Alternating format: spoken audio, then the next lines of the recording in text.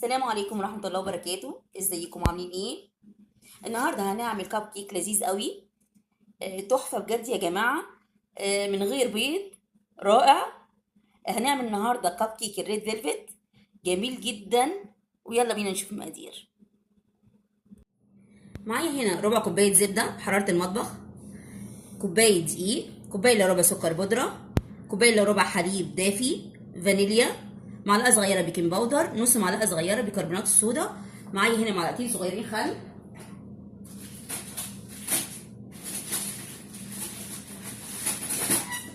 هبدأ اشتغل. اول خطوة اعملها هاخد معلقة خل واقلبها في الحليب الدافي واسيبه على جنب دلوقتي. وابدأ هنا احط السكر البودرة، بسم الله، نص معلقة صغيرة فانيليا، وهبدأ ادعكم كويس جدا. ادعكم واوريك قوامهم ايه بالظبط. شايفين قوامه؟ طيب هعمل ايه الخطوة الجاية؟ ادي دقيق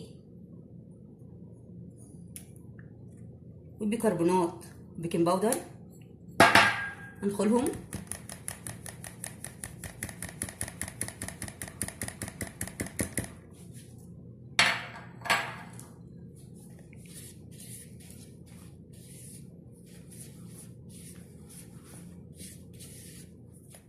هحط نص كوباية الحليب اللي معايا واقلب، بسم الله الرحمن الرحيم.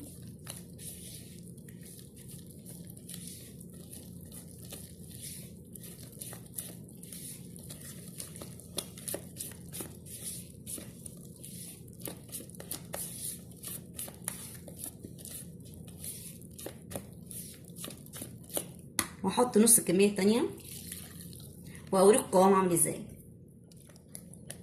زي ما احنا كده شايفين القوام بتاعه اهو، معايا لون احمر، بسم الله.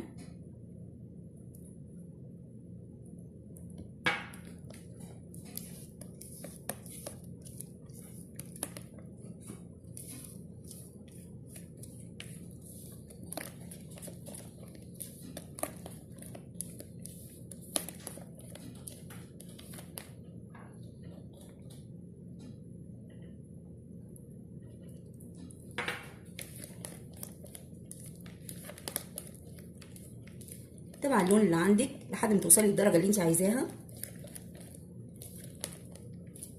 خلاص كده معايا معلقه الخل الاخيره هحطها في الاخر اهو.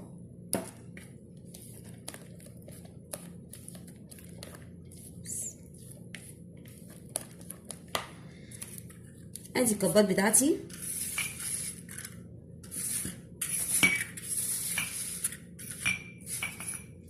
هبدا اصب الخليط، بسم الله الرحمن الرحيم.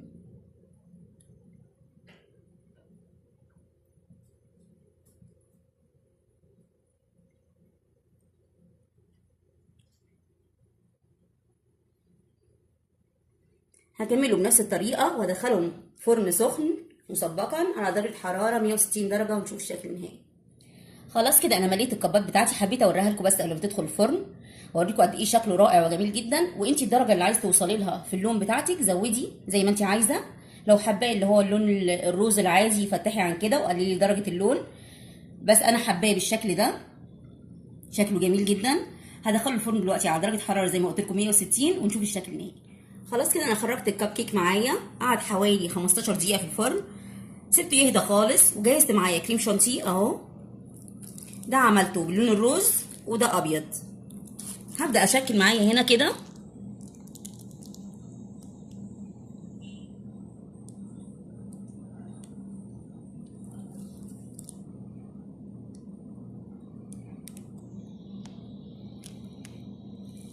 زي ما احنا شايفين. ومعايا شوكولاته فرماسيه،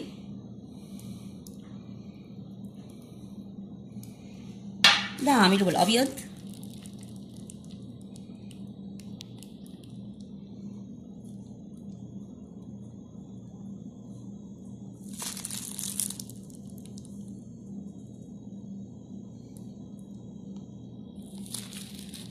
واحط على الوش شوكليت شيبس.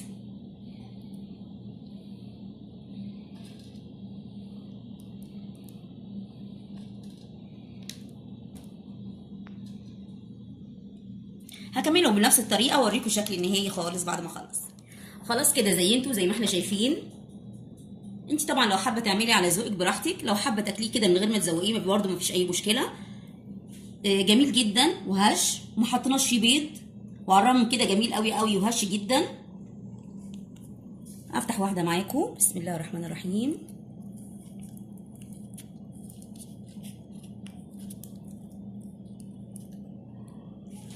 شايفين كيك قد ايه هش، جميل جدا. وحتى عدم وجود البيض ما اثرش فيه نهائيا، بالعكس طالع تحفه. ويا رب يعجبكم ان شاء الله. ولو عجبكم الفيديو بتاعي يا ريت تعملوا شير ولايك وسبسكرايب وتفعلوا الجرس عشان تواصل مع كل جديد. والى اللقاء.